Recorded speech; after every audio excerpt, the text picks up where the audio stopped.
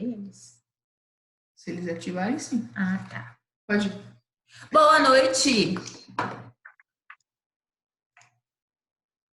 Boa noite. Oi, boa noite, gente! Saudade a vocês! Tudo bem com vocês?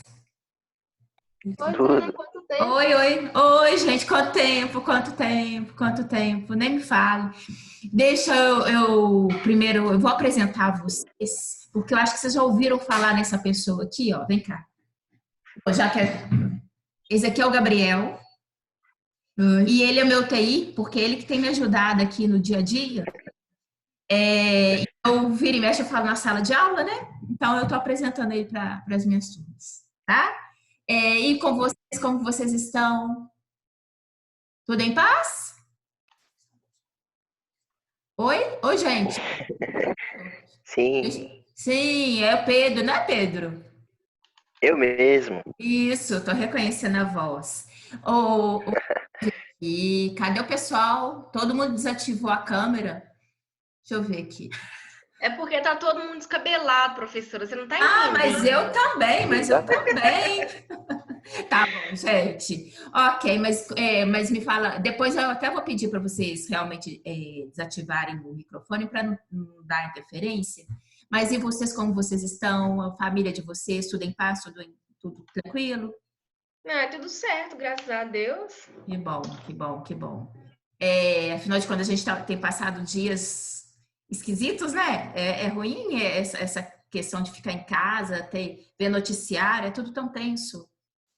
Espero que todos estejam bem, viu? Todos vocês, tudo de bom para vocês, a família toda, enfim. Que Deus abençoe a todos vocês. E nós vamos começar, né? Então agora eu peço mesmo até por experiências, para vocês desativarem o microfone, porque eu acho que aí dá menos interferência. E uma outra coisa, esse link eu tenho usado e por experiência chega um ponto que ele avisa que ele cai. Se ele cair, eu encaminho um novo link para vocês aí no grupo, tá combinado? Ok. Ok, aí, Felipe, boa noite. Oi, Felipe, boa noite, boa noite. Gente, inclusive. Boa noite. Bom, gostei de ouvir a sua voz. O chat está aqui, eu vou ver e mexe, ficar tanto aqui de atenção ao material com atenção ao chat. Fiquem à vontade para fazer pergunta, tá combinado? Então, quando eu falei com vocês, se porventura cair alguma coisa de transmissão, eu encaminho um novo link para vocês ali no grupo, tá certo? Então, vamos dar início. Deixa eu liberar aqui o meu TI, que eu estou muito chique, meu TI aqui particular. Qualquer coisa eu te chamo, tá, Gabriel? Tá bom. Isso. Tchau. Bem, então, gente, o que eu imaginei aqui para a gente dar uma continuidade em relação à matéria, né, onde a gente tinha finalizado, né? Só chamando a atenção de vocês que nós estamos tratando sobre a evolução microbiana e eu tinha que passar a partir de agora, né, que é o que a gente vai falar, sobre a evolução microbiana com enfoque aos vírus. Eu acho que não tem como. Eu vou apresentar a vocês meu material que eu produzi sobre os vírus e eu anexei, né? Acho que não tinha como não deixar de falar algo sobre o Covid-19, né? Afinal de contas, a gente está aí a todo momento observando e vivenciando isso aí nos noticiários. Inclusive, o motivo pelo qual nós estamos cada um nas suas casas. Então, acho que é importante a gente enfatizar e a gente né, o biólogo por essência para poder tentar entender um pouquinho mais do que tudo está acontecendo, tá bom? Então fiquem à vontade, o chat está ali disponível para vocês poderem então participar, tá bom? Bem, os vírus, né? Nós estamos, se vocês se recordarem, na evolução microbiana, na aula presencial, nós falamos sobre os fungos, nós falamos sobre as estruturas bacterianas, né? Então, agora eu vou apresentar a vocês os vírus, tá? Então, eu acho que nós já tínhamos tido a oportunidade, eu comentei com vocês, que os vírus são micro-organismos que são considerados parasitas, né? São parasitas intracelulares, tá? Eles são estruturas diminutas, eu até daqui a pouco vou mostrar para vocês um desenho, né? Eles são extremamente pequenos, para vocês terem uma ideia, eles são 1000 vezes menores que as estruturas bacterianas, tá? E quando a gente compara as nossas células, por exemplo, as células humanas, eles são 1 milhão de vezes menores que as células humanas. Eles não apresentam organelas citoplasmáticas. E isso é o grande detalhe, né? Afinal de contas, o que faz com que eles, na verdade, venham ser parasitas das nossas células, é justamente o fato deles não terem aquela maquinaria, aquelas organelas citoplasmáticas e todo aquele funcionamento para o qual nós estudamos lá na CMC, na hora que a gente observa como que as células, né, eucariotas trabalham, funcionam, os vírus não apresentam, né? Então, uma vez não apresentando, eles vão necessitar das células do hospedeiro para eles poderem realmente utilizar dessa célula, a maquinaria que ela tem, para eles poderem se desenvolver, se replicar, tá bom? Justamente isso, eles não conseguem se reproduzir independentemente. Eu sempre gosto de dar a noção para o meu aluno o seguinte, ó, se a gente imaginar, né, é o que a gente está ouvindo tanto isso esses últimos dias, né? Se porventura eu, ao passar minha mão, eu entro em contato com partícula viral que está na superfície, aí a partir do momento que eu coloco a minha mão, que eu contamino a minha mão e levo essa minha mão à mucosa, à boca, né? Coço os olhos, aí sim eu possibilito com que essa partícula viral agora ela consiga entrar no meu organismo, utilizar das minhas células e começar seu processo de reprodução. Mas se a gente imaginar que eu estou diante de uma superfície do qual eu tenho ali partículas virais ali naquela superfície e ninguém tocar e ninguém entrar em contato com ele, aquela partícula viral ela não consegue se reproduzir e ela tem um período de tempo que ela vai depois acabar se dissipando, né? Na verdade, não acaba morrendo, meia vida, entre aspas, que a gente fala, ela vai viver, bom? Eles não conseguem, obviamente, produzir nem gerar nada, não conseguem gerar energia. E é justamente por isso que eles precisam da gente, né? Então é isso mesmo, é toda essa necessidade, por isso que eles são considerados parasitas intracelulares. E é justamente por isso que nós falamos que os vírus, eles não são seres vivos, né? Eles não são por quê? Porque eles são inertes. Eles estão ali na superfície e são estruturas inertes. Eles só vão conseguir, de fato, né? Eles só conseguem realizar alguma coisa, realizar um feito, e principalmente, que é o grande objetivo deles, conseguir se reproduzir a partir do momento que eles vão penetrar na célula do hospedeiro. Tá? Então, isso eu acho que eu já comentei com vocês, é sempre uma grande discussão. O fato, né, das estruturas virais, elas são consideradas parasitas, né? E elas estão aí dentro desse contexto, e hoje, inclusive, depois eu vou discutir com vocês, tem uma questão muito interessante das estruturas virais, e particularmente do que a gente vai falar do Covid, em relação até esse ponto de vista, relação parasita-hospedeiro, tá bom? Bem, olhem só, as estruturas virais, né? Elas são basicamente constituídas por estruturas proteicas, tá? E ácidos nucleicos. Na verdade, sempre, inclusive, com uma observação, o ácido nucleico presente na partícula viral, ela é única. Ou eu tenho DNA ou eu tenho RNA. Então, assim, é um contraponto, né? A gente ali, quando estuda uma célula eucariota, nós sabemos e nós estudamos que nós temos DNA no núcleo, né? DNA e RNA, e esse material que está aí presente na célula eucariota, eu tenho, então, a constituição desses dois ácidos nucleicos presentes, né? As partículas virais, não, tá? Nós temos vírus, DNA, vírus que contém exclusivamente RNA. E aqui, só para vocês entenderem na imagem, enfim, depois eu vou explicar mais em detalhes, mas só para vocês entenderem isso. Ó, todas essas estruturas aqui, pontuadas, elas são estruturas proteicas, né? Glicoproteicas. Aqui, glicoproteína, e aqui, essa estrutura do qual vocês estão observando aqui também, tá? Proteínas e lipídios. E aqui, ó, essa estrutura aqui representada centralmente, né? Nós temos o ácido nucleico, tá? Então, é clássico aqui pra gente, em termos de observação, que elas são estruturas, partículas constituídas basicamente por proteínas e ácidos nucleicos, tá? Como eu falei com vocês, apenas exclusivamente, ou um ou outro, né?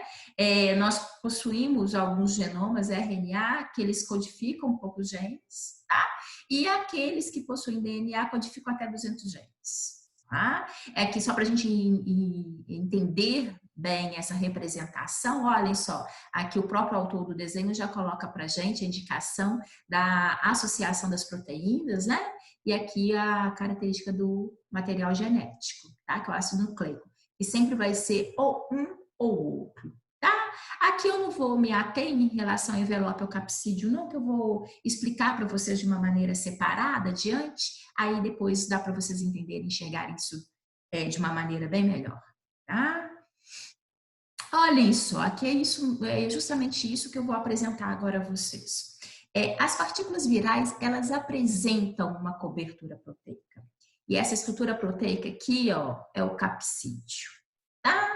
Reparem que eu tenho aqui, essa estrutura é o capsídeo. Aqui internamente, quando a gente observa essa linha avermelhada, né, está representando o ácido nucleico. Tá? Vocês vão ver que existem algumas partículas virais que vão possuir exclusivamente isso, capsídeo e ácido nucleico. Embora existam outros que venham constituir um outro elemento que eu vou apresentar a vocês, que é o envelope. Olhem aqui, inclusive aqui já dá para vocês, justamente para ter essa identificação, eu tenho esse daqui, é uma partícula viral, olhem, da qual ela é constituída exclusivamente por aquela estrutura proteica que eu apresentei anteriormente, que é o capsídeo, tá? Ele está me chamando a atenção que internamente eu tenho o ácido nucleico, que aqui no caso ele está me falando que é o DNA. Aqui eu tenho uma outra partícula viral e que é até bom, porque adiante até destaco isso, os vírus apresentam diferentes aspectos morfológicos, né? Esse daqui, neste vírus, nós observamos essa estrutura externa, é o capsídeo, também estrutura proteica, e internamente é o ácido nucleico, que aqui no caso em específico é o RNA. Reparem que esses dois desenhos aqui, eu tenho partículas virais que são constituídas exclusivamente, externamente, por essa estrutura denominada de capsídeo. É diferente, por exemplo, quando a gente compara esta outra estrutura. Por que essa outra estrutura? Essa outra estrutura, além do capsídeo, que é observado também internamente, envolto, existe externamente essa estrutura circular aqui que vocês estão observando, que é denominada de envelope. Este envelope, ele também é constituído por estruturas proteicas, tá? Inclusive apresenta na sua superfície externa glicolipídios. Bem, só que aí você fala, por que dessa diferenciação? Né? Nós vamos ver, já que as partículas virais são partículas relativamente até simples, né? Ela vai ter ou envelope, isso não todos apresentam, e todos vão ter estrutura de capsídeo e o ácido nucleico. Tá? E isso é importante porque na hora que eu faço a classificação, na hora que a gente passa a reconhecer e ter um entendimento de um vírus propriamente dito, nós obviamente vamos utilizar esses critérios para saber realmente reconhecê-lo como estrutura, né? Então é por isso que nós falamos que aquelas partículas virais que não apresentam envelope, que possuem exclusivamente a estrutura externa formada por capsídeo, são denominados vírus nus ou vírus não envelopados, tá? Em contraponto, eu tenho aqueles que sejam vírus envelopados. São aqueles que vão apresentar, além da estrutura de capsídeo, também vão apresentar o envelope. Aqui do outro lado, já chamando a atenção, é um vírus bastante clássico, né? Uma terminologia que nós denominamos de bacteriófago. É uma estrutura viral bem clássica, inclusive muito utilizada nos estudos reprodutivos, mais adiante eu vou mostrar para vocês, e que ele é observado. Olha, repare que na estrutura de capsídeo, ele externo, ele ainda forma uma área que nós denominamos de cabeça, né? E ele ainda apresenta uma outra estrutura que é denominada de cauda. Então, aqui nesse caso, eu falo que essa estrutura é um bacteriófago. Eu falei com vocês, né, na hora que eu apresentei inicialmente, chamando a atenção em relação ao tamanho dos vírus, que eles são 1 milhão de vezes menores, né, do que as nossas células humanas. Olhem só aqui, só para a gente ter uma noção. Tá? Aqui a unidade são nanômetros. As nossas células humanas, e aqui o autor coloca como exemplo a hemácia, ela apresenta cerca de 10.000 nanômetros de diâmetro. Tá? Em contraponto aqui, ó, uma bactéria, que no caso específico, Escherichia coli, ela vai apresentar 1.000 nanômetros. Tá? Eles até falam 1.000 por 3.000 nanômetros. Em contrapartida, olhem só, quando a gente tem aqui este vírus, para vocês terem uma ideia, este é um dos maiores vírus conhecidos, que vai apresentar 200 nanômetros, enquanto a gente tem o poliovírus, que ele vai apresentar 30 nanômetros. Então, só para a gente ter essa noção, embora, logicamente, a unidade de medida, né, para a gente, ela foge à nossa acuidade visual, isso é tudo microscópico, mas, de qualquer forma, do contexto, até mesmo numérico, a gente consegue perceber o tão pequeno que são as partículas virais. Tá bom? Por isso mesmo, ele é um inimigo invisível. Né? Bem, opa, perdão aqui, deixa eu abaixar aqui. Olhem só, e aqui eu coloco para vocês o que eu já estou justamente chamando a atenção, como que a forma das estruturas virais é generalizada, né? Ela é bastante diversificada, perdão. Olhem, aqui até coloco alguns vírus de alguma forma bem conhecidos nossos, né? O HIV, hepatite B, a raiva, rotavírus, enfim. Reparem o aspecto morfológico, sempre com um toque especial em relação ao bacteriófago, que eu já apresentei a vocês. Mas reparem que tem uma variação muito grande morfológica em todos eles, tá? Alguns com capsídeo, outros envelopados, né? O fato é que eles são muito diversificados, isso é logicamente, e toda essa estrutura da qual colabora para que eles sejam diferentes, logicamente também guarda especificidades, né? Olhem só, na hora que nós estamos vivenciando tanto nesse momento, nós estamos diante aí de um cenário, de um vírus novo, e todos os conhecimentos que a gente vem a ter acerca dele é muito bem-vindo para a gente poder conseguir enxergar, entendê-lo um pouco melhor e até mesmo poder avançar em termos de pesquisas e saber como combatê-lo. De uma maneira geral, na hora que eu falo uma característica, né, se um determinado vírus é mais ou menos virulento em detrimento de outro, o que, por exemplo, às vezes ele possa vir a ter preferência em relação a algum determinado tipo celular, isso cabe à informação genética do vírus. Então, a gente fala que essa especificidade viral, a característica que de fato faz com que aquele vírus tenha determinadas características, está no ambiente dos ácidos nucleicos, tá? Então, a gente coloca aqui o ácido nucleico, que é o local. Obviamente, dessa especificidade, por quê? É o local onde eu tenho informação genética dele. E é aí que mora realmente a informação da infecciosidade. Bom, a estrutura de capsídeo, de envelope, são estruturas externas. Tanto é que tem partículas virais que apresentam única e exclusivamente o capsídeo. Então, essa estrutura de capsídeo funciona como estrutura protetora e ele é a estrutura mais externa de várias partículas virais. Então, se a gente imaginar Tá aqui associado a ele também um papel de antigenicidade. Ou seja, é o que eventualmente o meu organismo vai reconhecer como não próprio, né? Da mesma forma, capsídeo, a gente também tem em termos do envelope. Por quê? Existem vírus que sejam envelopados e que a porção mais externa dele é justamente o envelope. Olha, vamos observar aqui no desenho ao lado, na hora que a gente consegue observar aqui, ó, estruturalmente externo, eu tenho essa área de envelope que é a parte mais externa, a parte da qual ele literalmente vai ser observado, por exemplo, pelas minhas células de defesa. Tá bom? Então, aqui só para a gente entender o que cada elemento desse, ele corresponde no entendimento aqui para a gente, até mesmo né, na hora de perspectivas e avanços de algum reconhecimento e medidas mesmo de destruição dessas partículas virais, isso deve ser levado em consideração.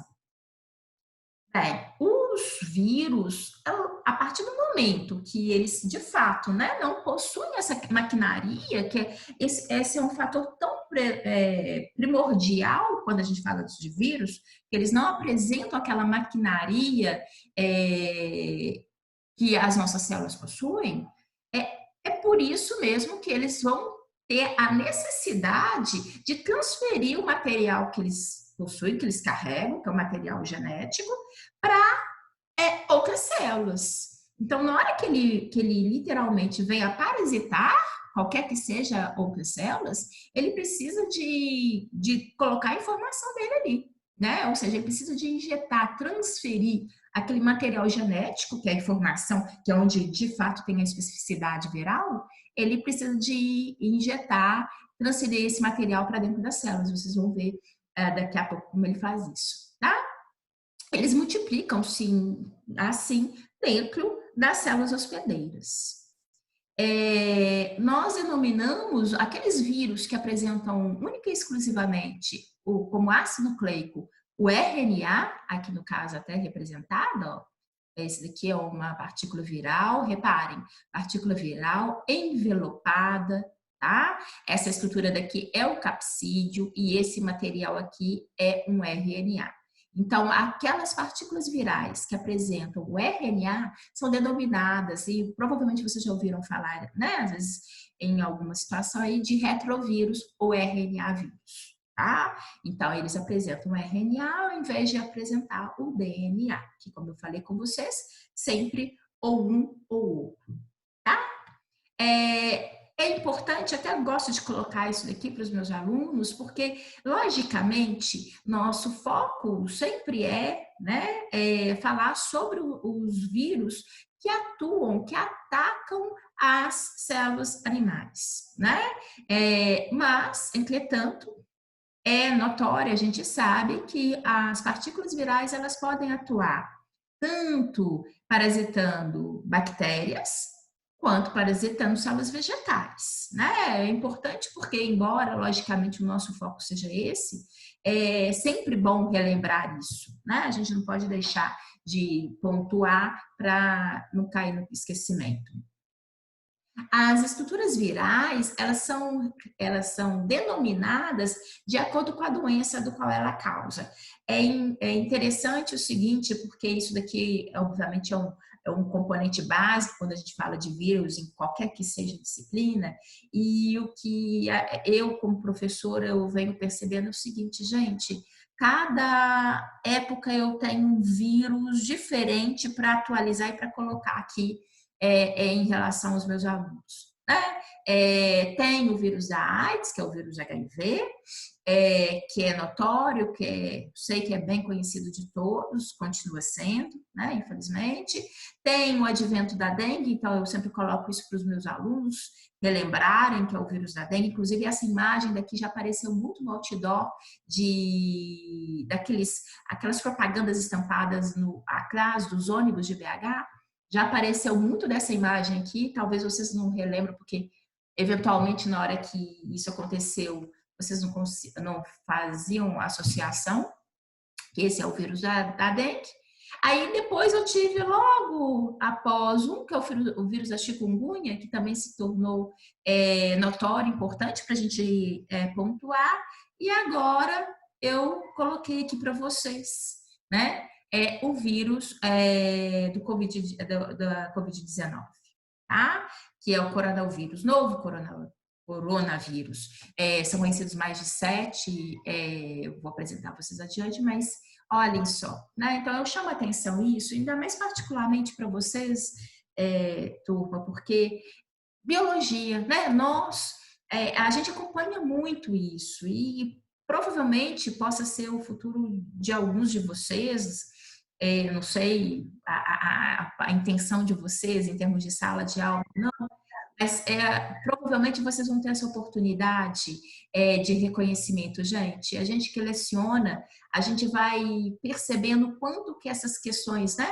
A gente precisa de atualizar, e quando a gente fala principalmente de doenças, ou aqui no caso, estruturas virais, como que aparecem, que surgem, né? Novas situações, novos casos, micro-organismos novos dos quais a gente vem adaptando e vai colocando. O grande detalhe é que, de uma maneira geral, dificilmente a gente tem motivos para poder excluir algum, né?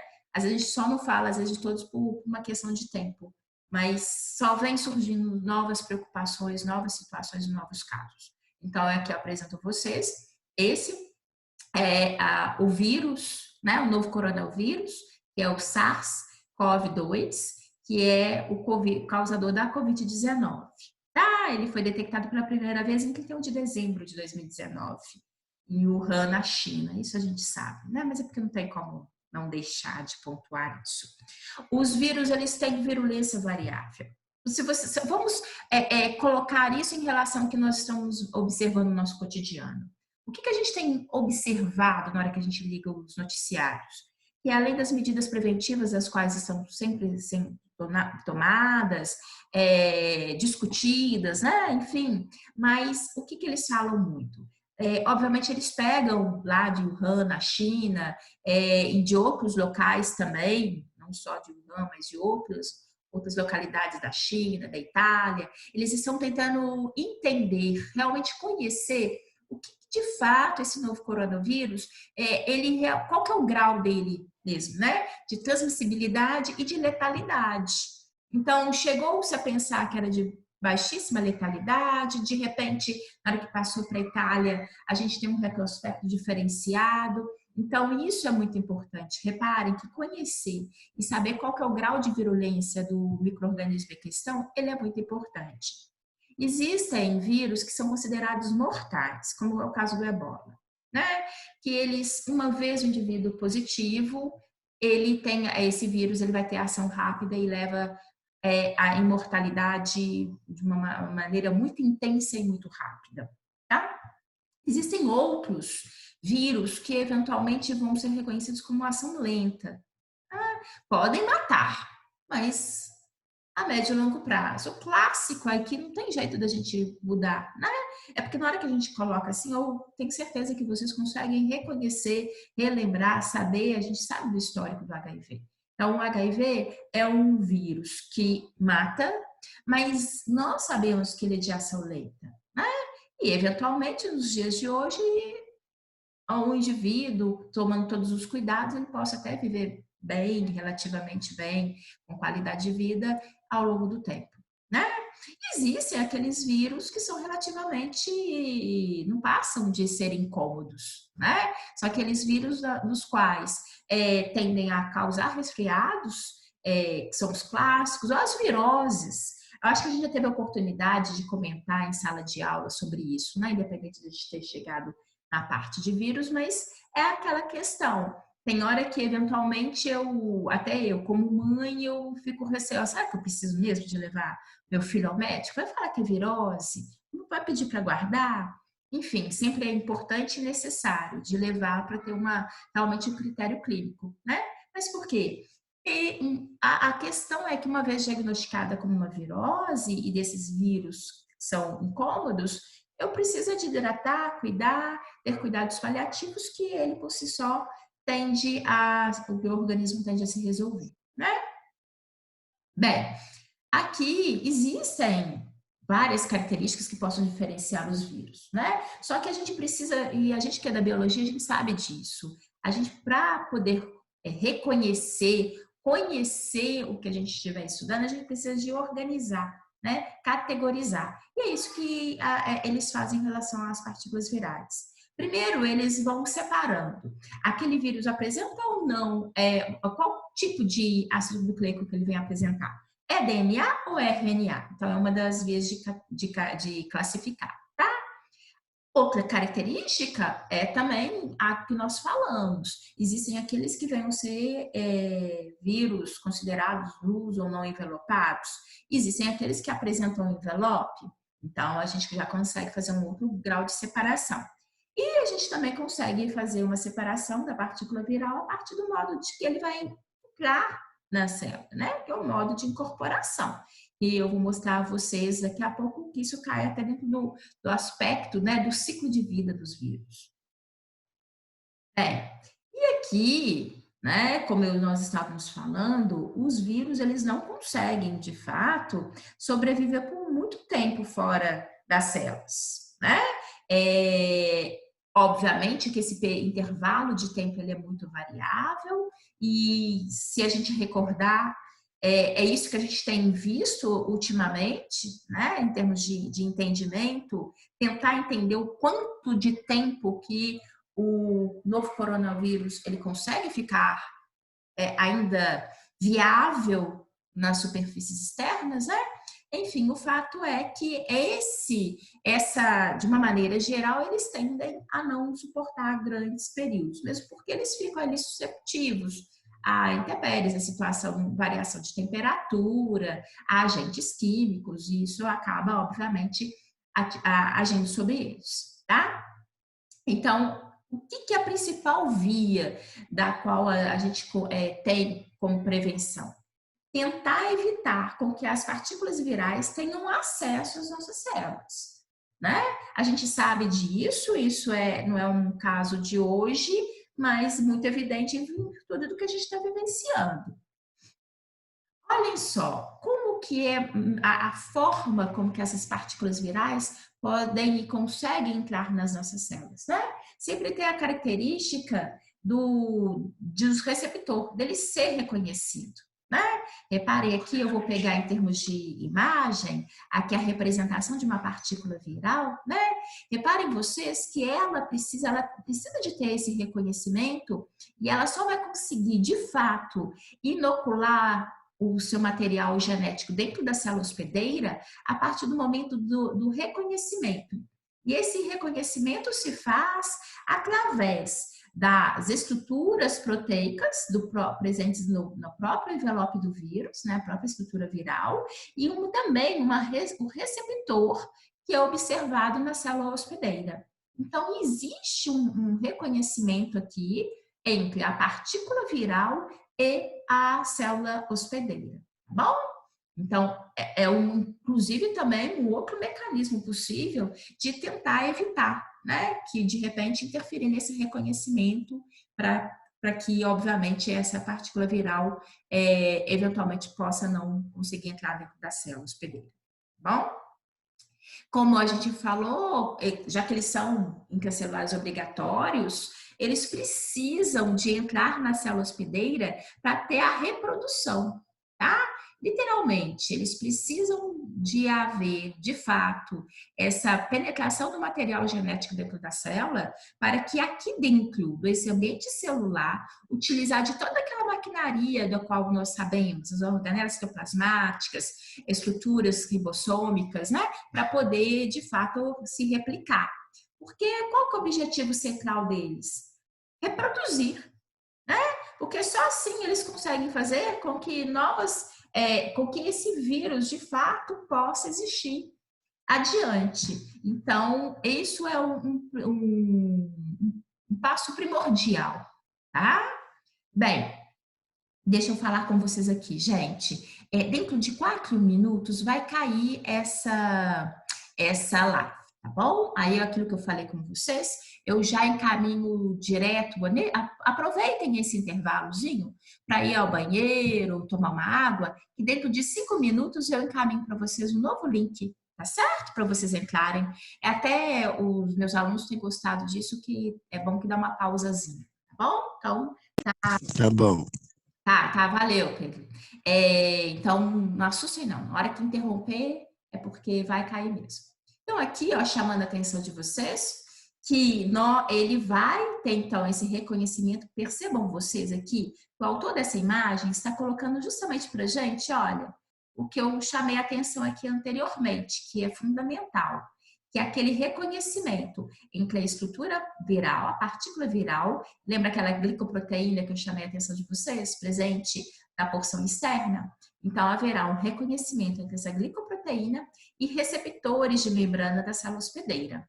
Então, uma vez havendo isso, nós temos agora todas as condições para que o material realmente possa ser injetado, tá? E, consequentemente, que ali, no caso específico, o vírus alcance seu objetivo. Bem, nós estamos falando, olhem só, sobre reprodução viral. E eu vou apresentar a vocês as duas vias clássicas que os vírus utilizam para se reproduzir, tá? Mas por que eu coloco essa imagem aqui? Porque o que nós sabemos a respeito da reprodução das partículas virais é justamente a partir do estudo com os bacteriófagos, tá? Então, todo esse conceito do qual nós apresentamos aqui, os ciclos, que na verdade são dois, o lítico e o lisogênico, todas essas duas vias clássicas de reprodução, elas são com base ao estudo através de bacteriófagos, tá? É isso que eu estou falando para vocês. Existem esses dois tipos de reprodução, da qual eu vou apresentar. Temos o ciclo lítico e o ciclo lisogênico, tá? No ciclo lítico, vocês vão ver, nós vamos perceber que essa célula, a célula hospedeira, a célula parasitada, ela no final, ela acaba morrendo, tá? Eu vou explicar. E aqui no ciclo lisogênico, a gente vai perceber que não. Uma vez a célula parasitada, ela vai manter-se, tá? E vai literalmente dar uma continuidade, ela vai sobreviver, mas vivendo, né? Com o objetivo, embora não seja o que ela queria, mas com o objetivo agora de promover essa reprodução da partícula viral.